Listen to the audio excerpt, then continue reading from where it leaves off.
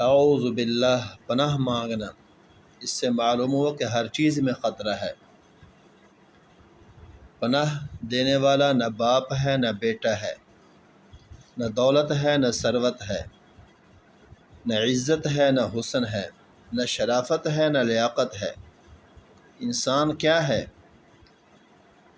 بھوک لگی ہوئی تو نڈھال ہے، کھانا نہیں کھایا تو نڈھال ہے، گر رہا ہے، اور اگر کھانا کھا لیا تو اب ایسے پڑا ہے جیسے اژدہا نے ڈسا ہو۔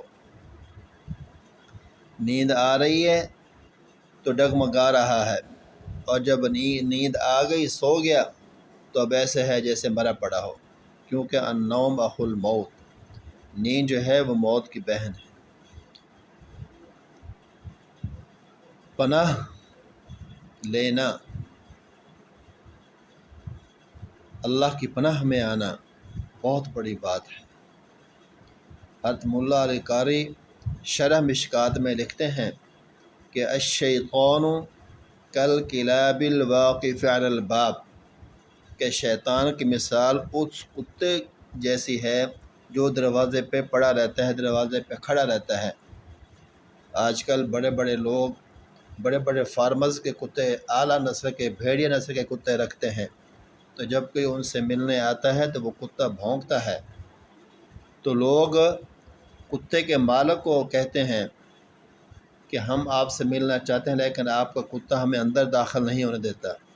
تو مالک مکان باہر آتا ہے، کتے کو مخصوص الفاظ ایک خاص کوڈ بولتا ہے تو وہ کتا دم ہلانے لگ جاتا ہے۔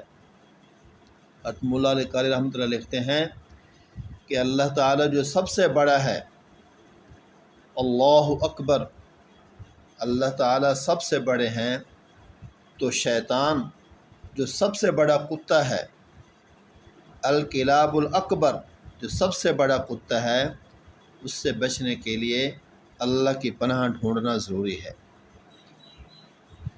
اللہ تعالیٰ ہی شیطان کے مکر سے بچا سکتا ہے، کیونکہ اللہ تعالیٰ تو قوی تر ہے اور ہم کمزور ہیں۔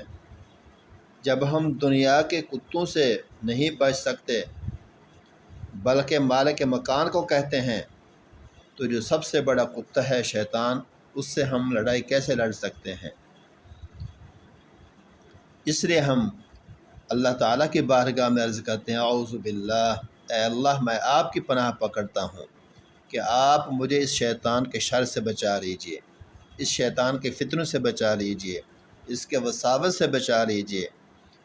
اور تعوذ اس لیے بھی ضروری ہے کہ انسان جو ہے وہ جھوٹ بولتا رہتا ہے، زبان ناپاک ہو جاتی ہے، دل میں وساوس غلط پیدا ہوتے ہیں، تو دل کو بھی پاک کرنا ضروری ہے، زبان کو بھی پاک کرنا ضروری ہے۔ اس لیے حکم ہوا فَإِذَا قَرَأْتَ الْقُرْآنَ فَاسْتَعِذْ بِاللَّهِ مِنَ الشَّيْطَانِ الرَّجِيمِ، کہ اے پیغمبر جب آپ قرآن کی تلاوت شروع کریں تو اس سے پہلے اعوذ باللہ من الشیطان پڑھیں۔ اللہ تعالی ہمیں اس کو پڑھنے کی توفیق عطا فرمائے، شیطان کے وساوس سے محفوظ فرمائے۔